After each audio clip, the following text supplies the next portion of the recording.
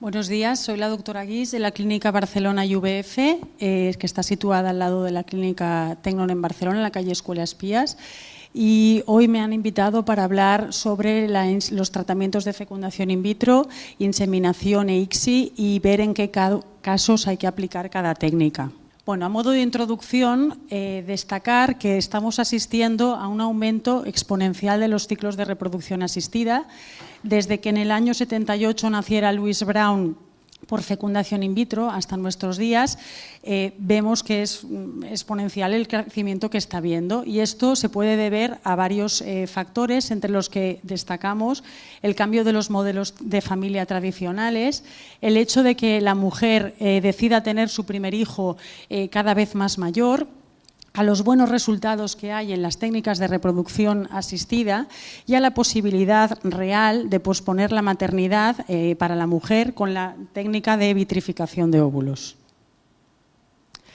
Si nos centramos en los cambios de modelos familiares tradicionales, la familia tradicional en la que el padre tenía el rol de trabajar y la madre el rol de cuidar la casa y de los hijos ha cambiado. Incluso esta familia tradicional ha cambiado con la incorporación de la mujer al mundo laboral. Pero no solo eso, sino que vemos que hay un aumento de mujeres lesbianas que optan a la maternidad gracias a los tratamientos de reproducción asistida y gracias a la posibilidad de recurrir al banco de semen.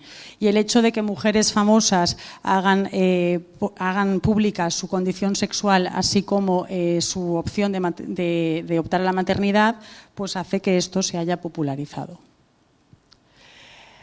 En España, aunque parezca, nosotros que estamos acostumbrados a convivir con esto, parezca que sea una cosa de siempre, es una cosa muy reciente. De hecho, el matrimonio entre personas del mismo sexo está legalizado desde julio del 2005. La Ley Española de Reproducción del 2006 establece que cualquier mujer mayor de edad que presente su consentimiento informado puede ser usuaria de cualquier técnica de reproducción asistida con independencia de su estado civil o de su orientación sexual. Y decía que es nuevo porque en el mundo tan solo 15 países tienen legalizada el matrimonio homosexual, y vemos que el primero que lo hizo fue Holanda en el año 2000 y nosotros en el 2005 el tercero, y el último en legalizarlo fue Brasil hace un par de años. De igual forma, esto ha hecho también que los movimientos de gays y lesbianas cada vez se reconozcan más y tengan un peso real en la sociedad. En Internet, el mundo de la prensa amarilla, pues hace también que el modelo familiar de la mujer sola que opte a la maternidad pues también sea una opción real para conseguir el embarazo. Hay ejemplos de mujeres tanto nacionales como internacionales y páginas en Internet de Facebook como esta que he encontrado con más de 22.000 seguidores, en la que el título de la página es Soy madre soltera y qué. O sea, que es un tema que está en la calle y lo vemos. Otro punto importante respecto al aumento de los ciclos de reproducción asistida es el hecho de que la mujer opte a la maternidad con más edad. Y tal como indica la prensa y tal como sabemos, en España la edad a la que la mujer opta a la maternidad es de las más tardías de Europa. La media de la edad de la mujer está en 31 años y 6 meses. Y esto, también a juzgar por la prensa rosa, pues parece estar de moda. No es raro encontrar páginas con famosas que anuncian su embarazo o su estrenada maternidad, tanto aquí como en el extranjero. También hay multitud de libros publicados sobre este tema.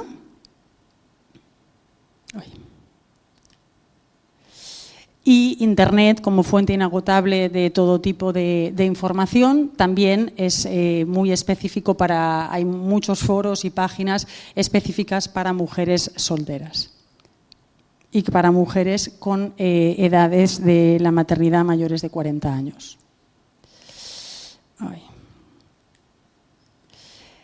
Aquí vemos, según datos del Instituto Nacional de Estadística, cómo desde el año 75 hasta el 2009, las edades en las que sería óptima la fertilidad de la mujer, que es entre los 20 y los 29 años, pues el número de mujeres que son madres en estas edades, vemos cómo ha ido disminuyendo de forma drástica. Mientras que las mujeres entre de 35 a 39 van aumentando y sobre todo las de 45 y 49, que era una cosa ocasional inicialmente, el incremento es exponencial y este dato sobre todo se debe a la donación de óvulos. Si nos basamos en otros datos del Instituto Nacional de Estadística, vemos cómo en los años 70 la edad media de tener el primer hijo era de 28 años, mientras que ahora estamos en 31,6. Y si hablamos de un indicador que se llama el indicador coyuntural de fecundidad, ¿qué diréis que es esto? Bueno, pues esto es un número calculado, el número de hijos calculado que debería tener toda mujer en una población para que la población no disminuya, sino que se mantenga la población. Pues en los años 70, en los años 80 era de 2,2, se considera que nuestra población, por la esperanza de vida que tenemos, debería tener toda mujer 2,1 y ahora estamos en 1,32.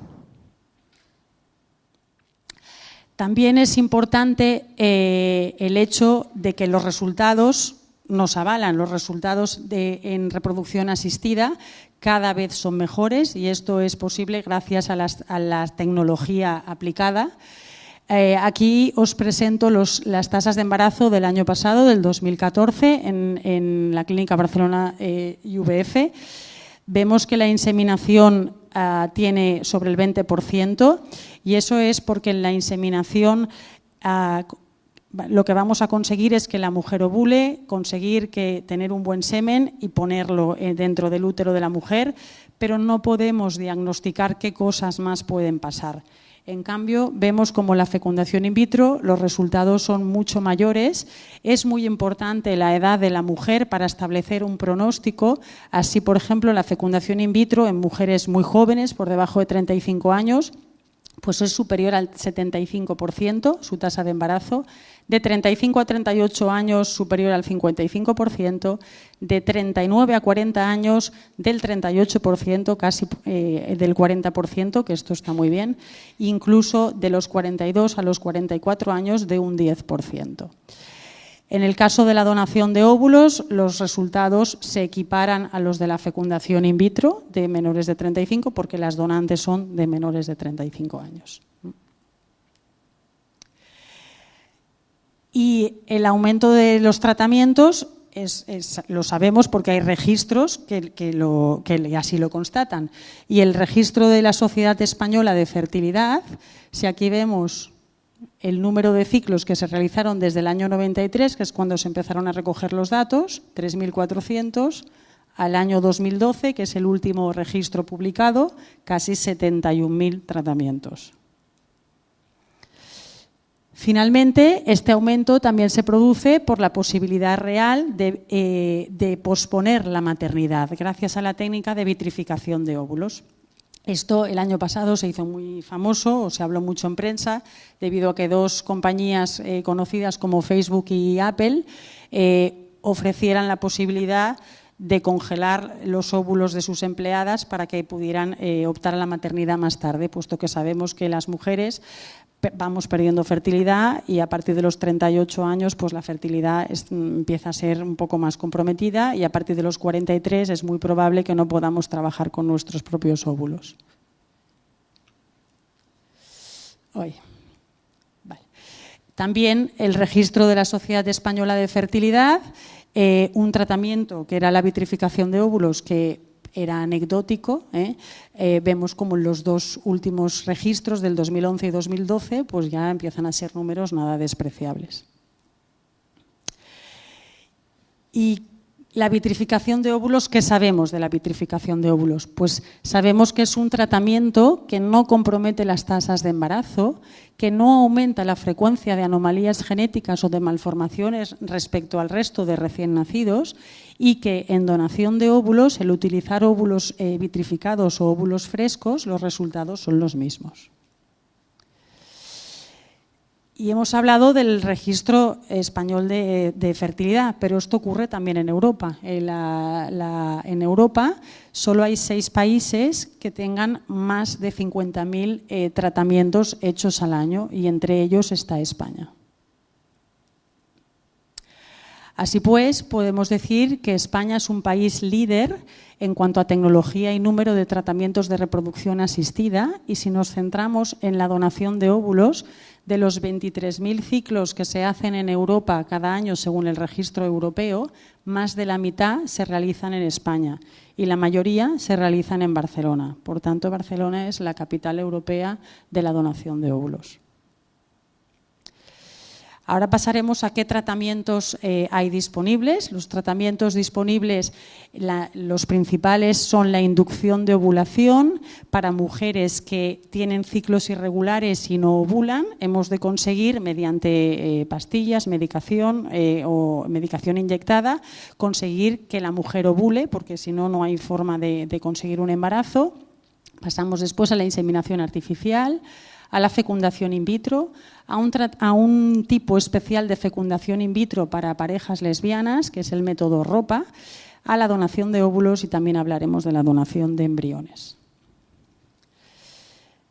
En cuanto a pruebas diagnósticas, hay multitud de pruebas diagnósticas, pero nos centraremos en las principales que nos van a ayudar a establecer cuál va a ser el tratamiento adecuado para esa pareja o para esa paciente.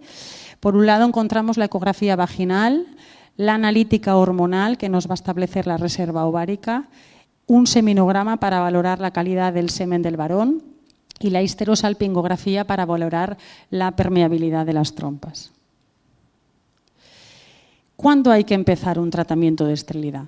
Pues las recomendaciones te sugieren el empezar a hacer un estudio de esterilidad cuando una pareja lleva un año buscando embarazo y no lo consigue, pero puede ser incluso recomendable aconsejar empezar los estudios antes en casos, por ejemplo, con mujeres con una edad mayor o igual a 38 años, por lo que he dicho antes, la reserva ovárica va a disminuir.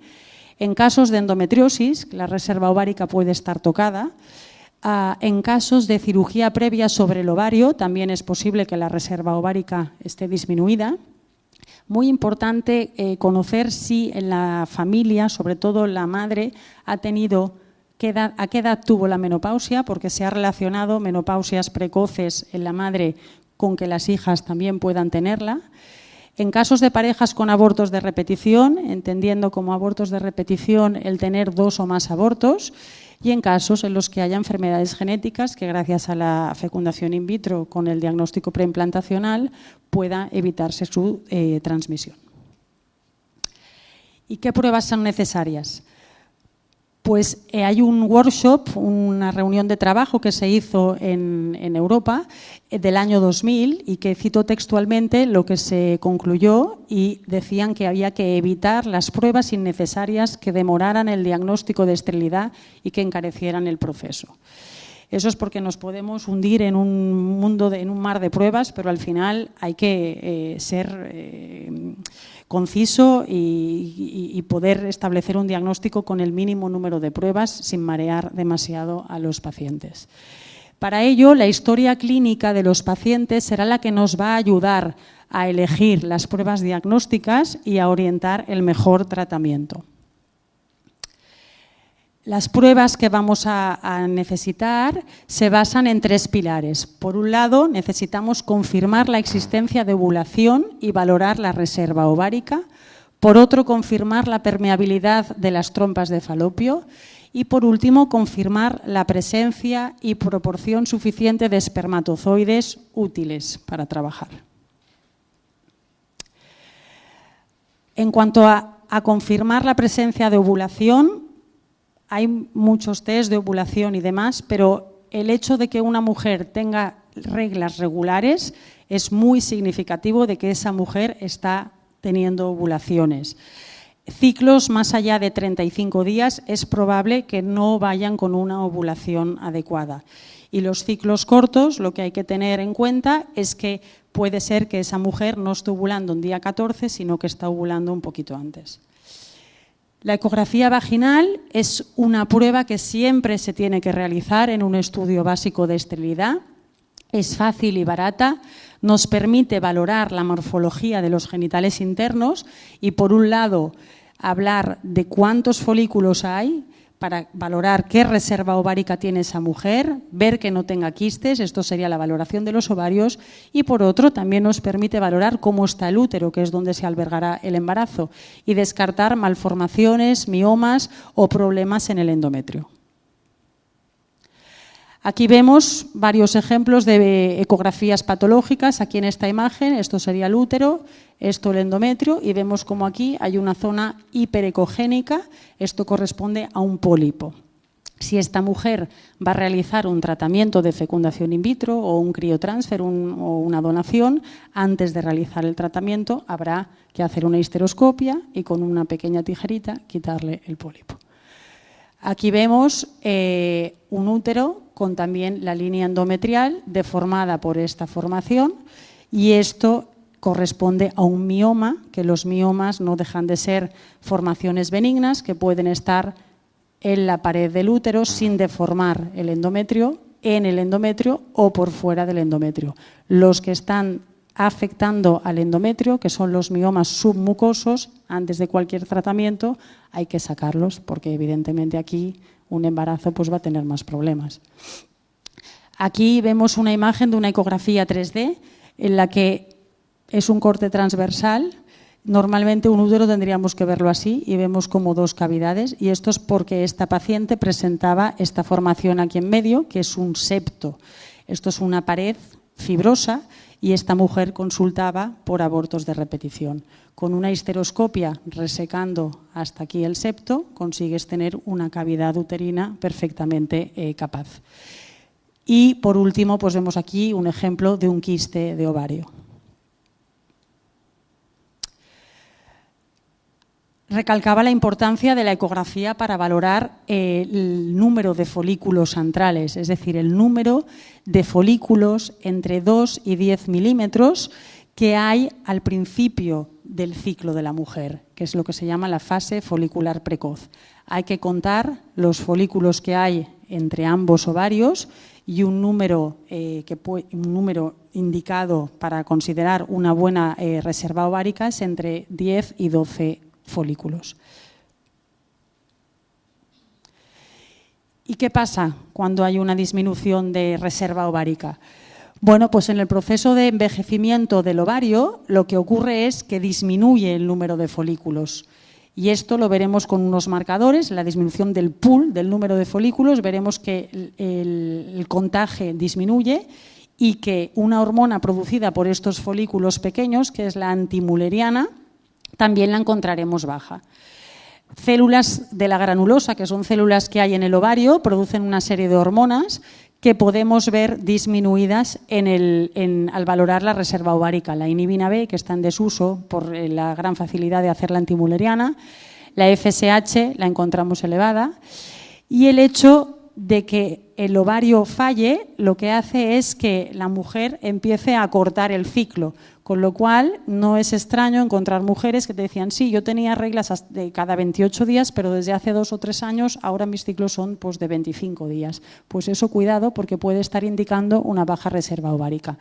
Al igual que este reclutamiento precoz, lo que puede hacer es que la analítica hormonal, que esto hay gente que no le da mucho valor, pero hay que darle el valor que tiene, encuentres una FSH normal, pero a lo mejor un estradiol muy elevado. Pues cuidado, porque también puede haber una baja reserva.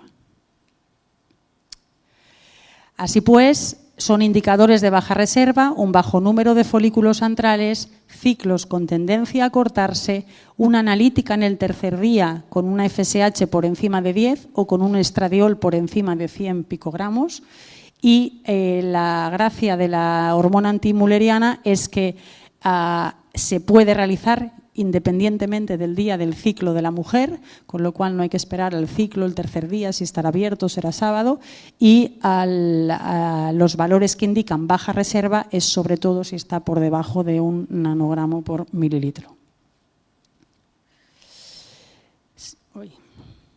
Si nos centramos en el seminograma es muy importante porque hasta un 50% de las parejas que acuden a las consultas de fertilidad va a haber algún que otro problema en el factor masculino. El seminograma, hay un estudio de Carlsen del 92 que publicó cómo en la población estamos asistiendo a una disminución en los parámetros que se consideran normales de un seminograma. Así, por ejemplo, en los años 30, la media de espermatozoides de los varones era de 113 millones por mililitro, mientras que en los años 90 pues es casi la mitad, 66 millones por mililitro.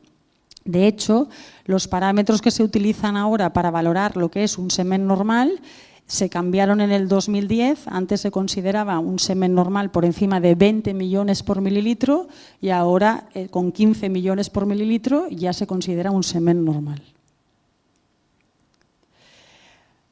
¿Qué valores son estos del 2009, pero publicados en el 2010?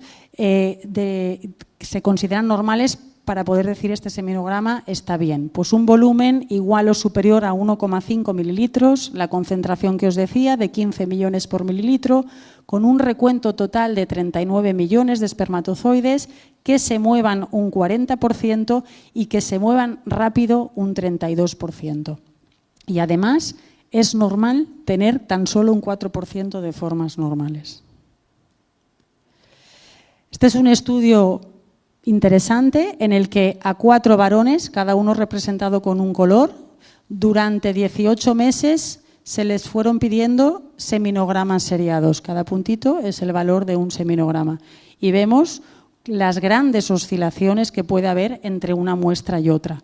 Con lo cual, el hecho de tener un seminograma que salga normal no te indica seguro que ese varón va a tener el semen bien. Puede ser que hayas encontrado el momento mejor de alguien que normalmente está más bajo. Normalmente se recomienda realizar 2 seminogramas. Finalmente, como prueba, la histerosalpingografía consiste en, a través de la vagina, del cuello del útero, introducir un contraste, que es un contraste radiopaco. Se hacen una serie de radiografías seriadas, de forma que vas viendo cómo el contraste rellena la cavidad uterina, rellena las trompas y finalmente en las últimas radiografías ves cómo se difumina en la cavidad peritoneal. Pues ahora, una vez vistas todas las pruebas que hay, ¿qué tratamientos tenemos disponibles? Pues ya lo he dicho, la inseminación artificial, la fecundación in vitro, el método ROPA, la donación de óvulos y la donación de embriones. Si nos centramos en la inseminación artificial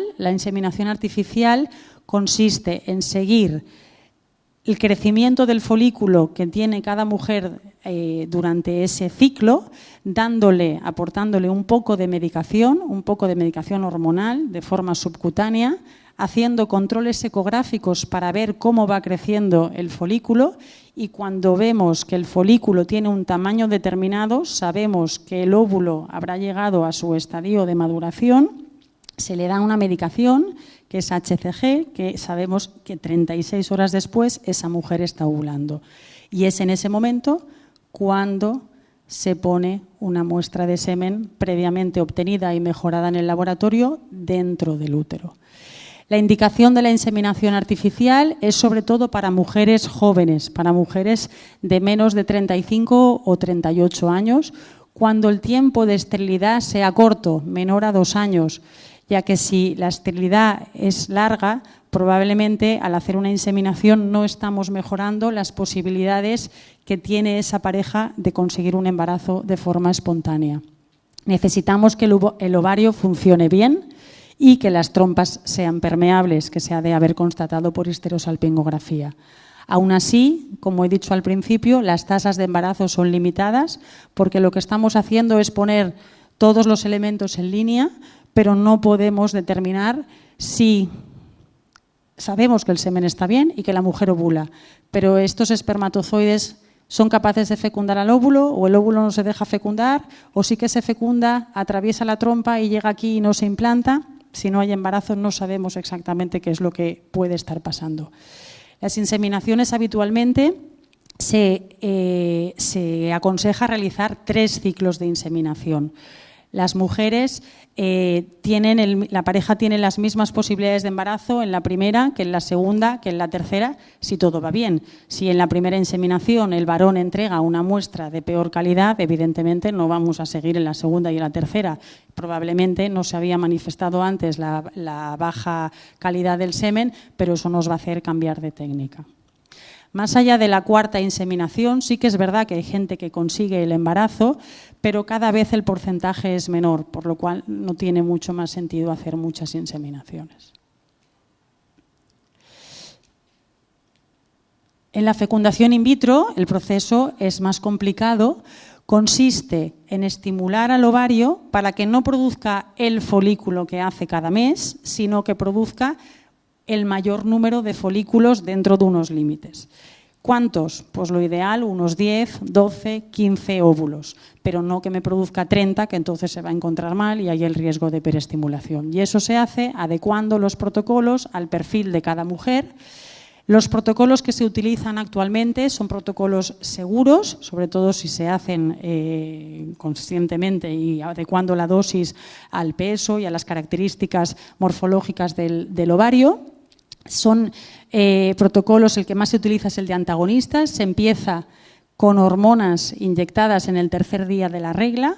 Hay que pincharse de forma subcutánea y la mujer se le enseña para que lo haga ella misma, entre 8 y 11 días, y hay que acudir a la clínica entre 2, 3, alguna mujer 4 veces para realizar controles de seguimiento. No sirve dar la medicación 8 días, pínchese usted en casa y venga a la punción. Hay que ver cómo está respondiendo esta mujer con controles ecográficos seriados. Aquí vemos un ovario sin estimular y aquí vemos un ovario con los folículos, que son los saquitos que dentro tienen el óvulo. Cuando vemos que los folículos hay un número determinado, de un tamaño determinado, provocaremos la ovulación y sabemos que 36 horas después la mujer va a estar ovulando. ¿Qué indicaciones tiene? Pues en mujeres en las que haya fallado la inseminación o en aquellas que ya no vayamos a hacer inseminaciones por edad, y las podemos realizar hasta los 43 años. A partir de los 43 años los resultados con fecundación in vitro son anecdóticos. Necesitamos, a ser posible, una buena reserva ovárica. Si hay una reserva ovárica tocada, la mujer tiene que ser informada de que es posible, de que no lleguemos al fin. No nos importa el estado de las trompas, porque nos vamos a saltar las trompas, es decir, vamos a ir a buscar los óvulos en los ovarios y vamos a coger semen y lo voy a juntar en el laboratorio. Por tanto, las tasas de embarazo son superiores porque voy a hacer todo un seguimiento que ahora vamos a ver. Yo aprieto una vez. Aquí vemos en qué consiste el tema de la punción ovárica, que es lo que habitualmente angustia más. A los ovarios, una vez estimulados, son de muy fácil acceso a través de la ecografía vaginal porque pesan y se apoyan sobre la vagina. Entonces, con una aguja que va incorporada en el transductor de la ecografía que se hace vaginal, tan solo atravesando la vagina podemos acceder a los folículos. Dentro de cada folículo, teóricamente, ha de haber un óvulo y por un sistema de aspiración, porque lo que se ve negro es líquido, se aspiran estos líquidos. En el laboratorio se van a buscar bajo el microscopio los óvulos. Es un proceso que se realiza de forma ambulatoria, con sedación, dura unos 10 minutos, parece que hayamos dormido 10 horas, porque la sensación de la anestesia es profunda, pero realmente no dura más de 10 minutos. Aquí vemos el aspecto que tiene un óvulo recién obtenido. Pasadas unas horas hay que decumularlo, que es decir, este óvulo no podemos saber seguro si es maduro o no, hay que sacarle todo lo de alrededor y ver si es un óvulo maduro. Y este óvulo vamos a fecundarlo con el semen de la pareja o con semen de banco si procede. Y hay dos formas de hacer la fecundación. Por un lado, la fecundación convencional, que consiste en dejar el óvulo rodeado por multitud de espermatozoides y al día siguiente yo voy a ver cuántos óvulos se han fecundado. De forma espontánea, uno de estos espermatozoides debería ser capaz de atravesar la zona pelúcida del óvulo y fecundar a este óvulo. Decir que la técnica de fecundación convencional se usa muy poco porque hay muy pocos casos en los que no quieras indicar un ICSI. Si tiene que ser el semen perfecto, la mujer joven y con una buena reserva ovárica y, por ejemplo, ser un problema simplemente de trompas, que es una mujer que tuvo 2 hijos, se hizo una ligadura y ahora tiene otra pareja, quiere otro hijo. A priori hemos de pensar que si el semen del varón es normal, no vamos a tener ningún problema. Pero incluso así es muy difícil no reservarte al menos una parte de óvulos para hacer un ICSI, porque lo que te puede pasar con la fecundación convencional es que tú no vas a saber hasta el día siguiente cuántos óvulos han fecundado. Y si tienes un fallo de fecundación, vas a decir, ay, tengo un fallo de fecundación, indicación ICSI, ya, pero es que tengo que hacer otro tratamiento, otra estimulación, pasar por quirófano, con lo cual es muy difícil solamente hacer fecundación convencional. Por otro lado está el ICSI, que el ICSI consiste en seleccionar el espermatozoide bajo el microscopio que mejor forma tenga y mejor se mueva y microinyectarlo dentro del óvulo, de forma que te asegures la máxima tasa de fecundación de los óvulos. Al día siguiente veremos cuántos óvulos han fecundado, es decir, cuántos embriones ya tenemos. Esto es un embrión con 2 bolitas dentro, que son los pronúcleos. Esto en el laboratorio quiere decir que es un óvulo fecundado. Seguiremos estos embriones hasta día 5. Nosotros siempre vamos a día 5, a blastocisto, es decir, que la mayoría de clínicas van solamente hasta el día 3, con la idea de ver cómo va evolucionando este embrión. Esto es un embrión en día 2, tiene que tener entre 2 y 4 células, este tiene 4, el día 3 entre 8 y 12 células, el día 4 hace como una estructura de mora y en día 5 es lo que se llama el blasto, que es esta estructura completamente diferente, con más de 200 células, en la que vemos, por un lado, esta corona de células, que es el trofoectodermo, que es lo que generará la placenta, y por otro lado, este conjunto de células, que es la masa celular interna, que es la que dará lugar al embrión. Como decía, los embriones que llegan a día 5 son los que tienen mayor capacidad de implantación y, por tanto, mayor capacidad de embarazar, porque han sido seleccionados de un pool mayor de embriones. Nos mejoran las tasas de embarazo y en mujeres jóvenes nos permite el realizar la técnica de cultivo largo hasta blastocisto, el poder transferir un único embrión con posibilidades reales de embarazo y evitando así los gemelos. El último proceso que se realiza en el tratamiento de fecundación in vitro es la transferencia de los embriones. Se realiza en una sala contigua al laboratorio, de forma que el embrión está el menos tiempo posible fuera del incubador. Se realiza, es como una revisión ginecológica sin anestesia, solo que se le pide a la mujer venir con un poco de ganas de hacer pipí, de forma que por ecografía podemos ver exactamente el punto dentro del útero en el que vamos a dejar los embriones. Se coloca el espéculo y con una cánula se deja los embriones, aquí lo vemos, una gota con 1 o 2 embriones dentro del útero. 2 semanas después de la punción, la mujer va a saber si está embarazada o no con un test de embarazo. Si hablamos del método ROPA, el método ROPA o método de doble maternidad permite que 2 mujeres lesbianas puedan participar en el proceso de la maternidad. ¿Y esto por qué? Pues porque... es que quiero el... ¿Esto por qué? Porque por un lado va a haber una madre que es la que va a dar los óvulos, es la que va a realizar el tratamiento de fecundación in vitro y esos óvulos obtenidos y fecundados con el semen de banco se van a transferir a la otra mujer. Una va a ser de madre genética, la otra de madre gestante. Una es la que aporta los óvulos, la donante, y la otra es la que los recibe, la receptora.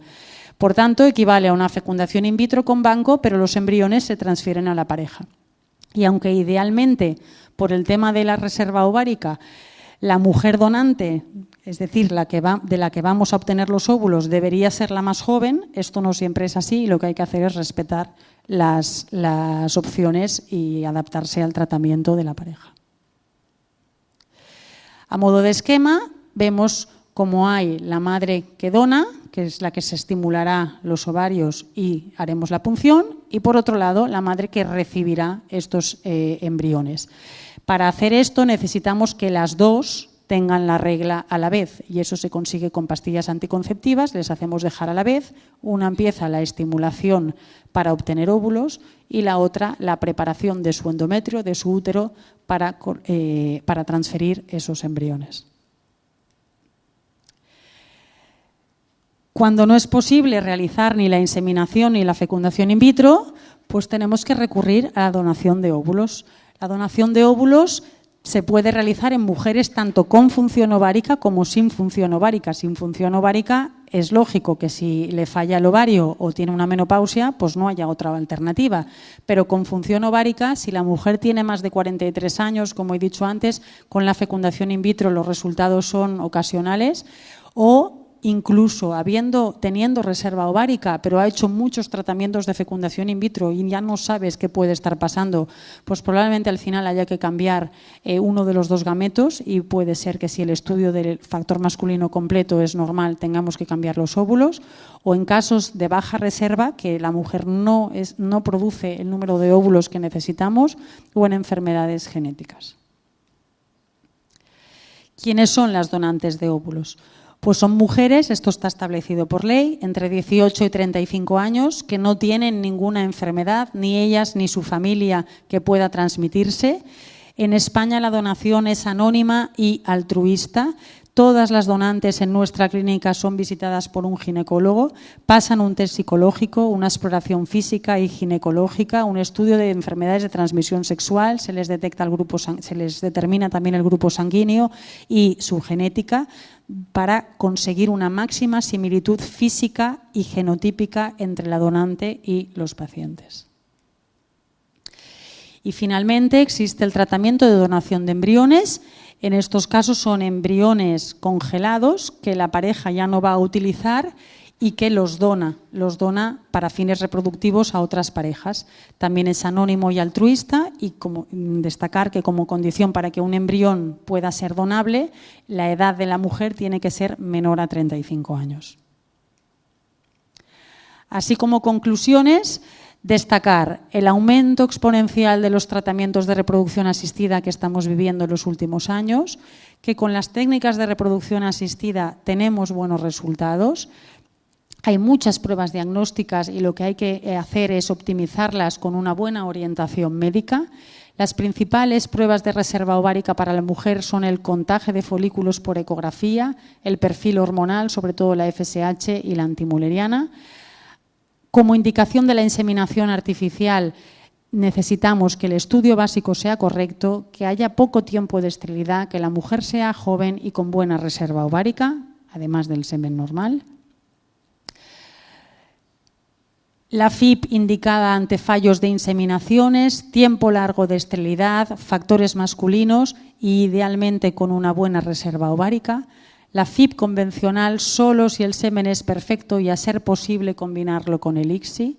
Y la FIP con ICSI ante cualquier caso de factor masculino, tiempo largo de esterilidad o esterilidad sin causa aparente. Puede ser que no se estén fecundando esos óvulos. Y la donación de óvulos como tratamiento ante una baja reserva y si la edad de la mujer es mayor de 43 años. Muchas gracias.